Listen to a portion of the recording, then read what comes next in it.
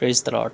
कई लोग सोचते हैं कि हम परमेश्वर की आत्मा के चलाए चले और हमें पवित्र आत्मा चाहिए, और हाँ, ये ठीक भी है, हमें परमेश्वर का आत्मा चाहिए, क्योंकि परमेश्वर का आत्मा मदद करता है, हर एक चीज़ को समझाता है। और परमेश्वर का आत्मा होता है तो हमें सब कुछ पता चलता रहता है और सारी चीज़ों में हम ठीक हो पाते हैं। क्योंकि आज आजकल इतने झूठे भविष्यवक्ता और इतने झूठे लोग उठ खड़े हुए हैं, जो अपने आप को प्रेरित या मसीह का या अपने आप को मसीहा कहते हैं, मगर वो बिल्कुल उनकी शिक्षा नहीं ठीक है और लोगों को पता नहीं चल पाता कि सही क्या है या गलत क्या है, क्योंकि वो इतना भक्ति में या पवित्र आत्मा उनके पास नहीं है, इसलिए वो नहीं जान पाते। खैर, मैं तुमको बताता हूँ कि हम पवित्र आत्मा कैसे प्राप्त करते हैं।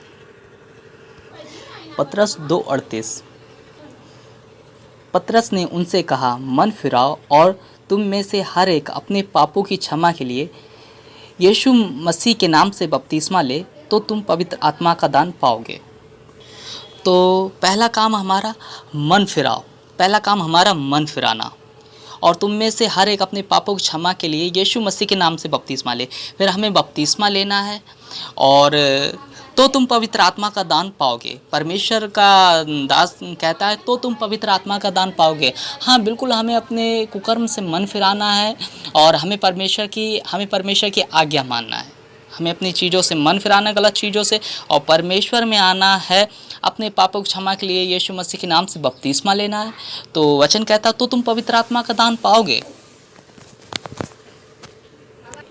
और फिर प्रेरितों के काम 5:32 में लिखा है, हम इन बातों के गवाह हैं, और वैसे ही पवित्र आत्मा भी जिसे परमेश्वर ने उन्हें दिया है जो उसकी आज्ञा मानते हैं।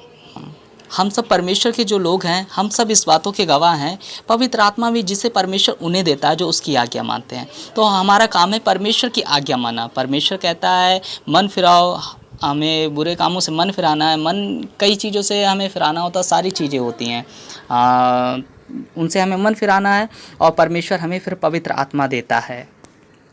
और जैसा कि परमेश्वर के चेले भी इस बात के गवाह हैं, मगर कई लोगों को सोचना है कि हम बपतिस्मा पहले ले चुके, हमने मन नहीं फिराया था, या मुझे इस विषय का ज्ञान नहीं था कि हमें मन भी फिराना है, अपने कुकर्म को छोड़कर परमेश्वर में बढ़ना है। तो मैं उनसे कहता हूं कि वो अपना मन फिरा ले, क्योंकि अज्ञानता में अगर उनसे ये हुआ है तो वो अपना मन फिराए। बपतिस्मा हो चुका है, नहीं फिराया था, तो अब वो अपना मन फिराए, क्योंकि मन फिराना बहुत ज़रूरी है और परमेश्वर की आज्ञा में आना बहुत ज़रूरी है। परमेश्वर हमें फिर अपना आत्मा देता है, हम परमेश्वर की आत्मा के चलाए चलते हैं, दिन प्रतिदिन परमेश्वर के स्वभाव में डलते जाते हैं और हम सच्चे मसीह बनते जाते हैं। और कई लोग सोचते हैं कि जो अन्य भाषा बोलते हैं उनके पास ही पवित्र आत्मा है, मगर ऐसा कुछ नहीं है। कई बार पवित्र आत्मा उतरा तो लोग अन्य भाषा बोले, और कई बार उतरा तो नहीं बोले। मेन काम है परमेश्वर के आत्मा का फल, क्योंकि जो पेड़ फल नहीं लाता वह काटा जाएगा और आग में झोंका जाएगा। यीशु मसीह की शिक्षा ऐसा कहती है। कई लोग यीशु मसीह से कहेंगे आकर कि परमेश्वर, मैंने तेरे नाम से दुष्ट आत्माएं नहीं निकाली, या मैंने तेरे नाम से भविष्यवाणी नहीं की, या मैंने तेरे नाम से बहुत बड़े बड़े और बहुत अद्भुत काम किए, बहुत बड़ी बड़ी सभाएं लगाई, मैंने लाखों लोगों को समझाया और सिखाया है। मगर यीशु मसीह उनसे खुल के कह देगा, हे कुकर्म करने वाले, मेरे सामने से चले जाओ, मैं तुम्हें नहीं जानता। क्योंकि उन्होंने अपने कुकर्म से मन नहीं फिराया था, यानी वो परमेश्वर के स्वभाव में नहीं जी रहे थे और परमेश्वर की आज्ञा नहीं मान रहे थे। इसलिए हमें परमेश्वर के स्वभाव में जीना है, परमेश्वर की आज्ञा मानना है। वैसे एक फल रहित पेड़ था जिसमें फल नहीं लगे थे, परमेश्वर को इसमें फल नहीं लगे मिले। परमेश्वर ने कह दिया कि अब से तुझमें फिर कभी फल ना लगे, और वह सूख गया। ऐसे ही मनुष्य भी, वह सूख जाएगा और उसमें फिर कभी फल नहीं लगेगा। देखो, आप पूरी बाइबल पढ़ोगे तो तुमको उद्धार के विषय में लेके परमेश्वर तुम्हें उद्धार के लिए लेके जाता है, और यही समझाता है कि मन फिराओ, परमेश्वर की आज्ञा मानो, परमेश्वर के स्वभाव में जियो। यहाँ तक कि यूहन्ना बपतिस्मा देने वाला, मत्ती 3 में, उन दिनों में यूहन्ना बपतिस्मा देने वाला आकर यहूदिया के जंगल में यह प्रचार करने लगा, मन फिराओ, क्योंकि स्वर्ग का राज निकट आ गया है। यूहन्ना का भी प्रचार यही था, मन फिराना। और मत्ती 4:17 में ये उस समय से यीशु ने प्रचार करना यह कहना आरंभ किया, मन फिराओ क्योंकि स्वर्ग का राज निकट आ गया है। यीशु मसीह ने में आरंभ किया तब यही बोला कि स्वर्ग का राज निकट आ गया है। यहाँ से लेके प्रकाशित बाग तक आप चले जाओगे तो आपको यीशु मसीह पे विश्वास करना, मन फिराना और परमेश्वर के स्वभाव में जीना यही सिखाया जाएगा ताकि तुम उद्धार तक जा सको। तुम्हें काफ़ी लोग काफ़ी चीज़ों में उलझाएंगे ताकि आप उद्धार तक ना बढ़ सको और बहुत सारी चीज़ें बता देंगे कि परमेश्वर में तुम ना बढ़ो। मगर मैं तुम्हें सच बताता हूँ, उद्धार एक छोटी सी बात में है, यीशु मसीह पर विश्वास करना और यीशु मसीह की आज्ञा मानना। हाँ, हमें ज्ञान लेना बहुत ज़रूरी है क्योंकि ना ज्ञान होने के कारण कई लोग भटक जाते हैं। खैर, अभी हमें जो परमेश्वर में जो लोग नए हैं वो इतना काम करे कि परमेश्वर की आज्ञा माने, परमेश्वर की आत्मा ले और यीशु मसीह पे विश्वास करे कि यीशु मसीह ही उद्धार करता है और यीशु मसीह ही परमेश्वर है जो आकाश के ऊपर और पृथ्वी के नीचे कोई दूसरा नाम नहीं दिया गया उद्धार के लिए। ऐसे ही मैं बहुत गंदा लड़का था, मेरी ज़ुबान पे गाली रहती थी और बिल्कुल भी मैं ठीक नहीं था, सारे गलत काम करता था जो एक कुकर्मी करता है। तो मैं ऐसे सब काम किया करता था, नशा वगैरह और सारी चीज़ें किया करता था। मगर जब मैं यीशु मसीह में आया तो मुझे लगा कि मैं गलत हूँ और मुझे ये सारी चीज़ें छोड़ना चाहिए।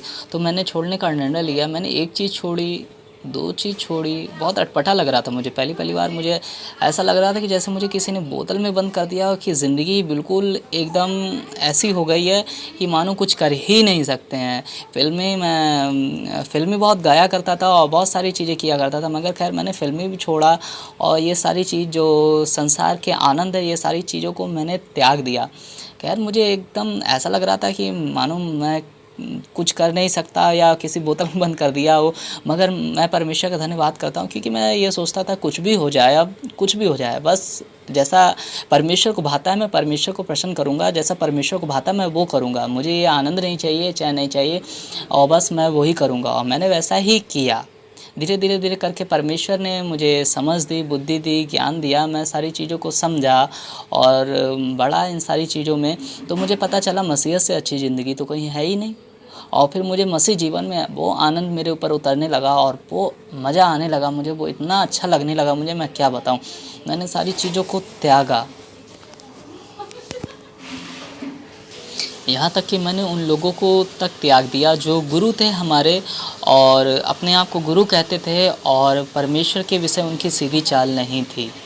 वो परमेश्वर का वो डायरेक्ट नहीं मगर इनडायरेक्ट परमेश्वर का मजाक उड़ाते थे, परमेश्वर को स्वार्थी कहते थे या बहुत गलत बातें कहते थे परमेश्वर को और घुमा फिरा के बहुत गलत कहते थे। उनका कहना था कि मेरी मानो परमेश्वर की मत मानो और उनके अंदर वो कुकर्म पाए जाते थे जैसा बाइबल मना करती। और अपने आप को गुरु या पास्टर थे वो, उनके चर्च चलते हैं और सारी चीज़ें। खैर परमेश्वर की आत्मा ने मुझे उनसे अलग किया और मैंने उन्हें समझाया नहीं, मैंने उन्हें समझाया मगर उनके समझ में नहीं आया। कई बार समझाया, वो मानना ही नहीं चाह रहे, वो हमसे नाराज़ हो गए या उन्हें मुझसे बोलना पसंद ही नहीं किया। खैर मैंने ऐसों का खुल के सामना किया जो उनने डायरेक्ट और इनडायरेक्ट बातें की थी, मैंने उनसे कहा और उनके मुंह पे सामना किया। फिर मैं अब परमेश्वर का सुसमाचार मैं लोगों को समझाता हूँ, सिखाता हूँ और परमेश्वर से दुआ प्रार्थना करता हूँ। और मैं नहीं चाहता कि और लोगों को भी ऐसे उलझनों में ऐसे लोग डालें, इसलिए मैं उनको समझाता हूँ कि क्या है, छोटी सी बात में उद्धार है और सारी चीज़ों में उद्धार है। वो ऐसे उलझनों में उलझाते हैं, पैसे ठगते हैं, सारी चीज़ें करते हैं। ऐसे लोगों से बचे रहो। Praise the Lord.